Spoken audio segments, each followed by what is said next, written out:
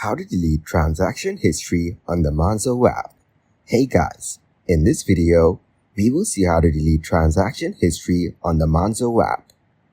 Unfortunately, you cannot delete transaction history on the Monzo app as it acts like a bank statement and records all transactions.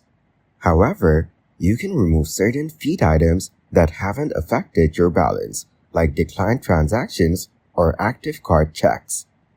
First, launch the Monzo app on your smartphone.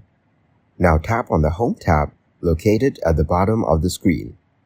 Scroll through your transaction feed to find the declined transaction or active card check you want to remove. Next, tap on the specific transaction to open its details.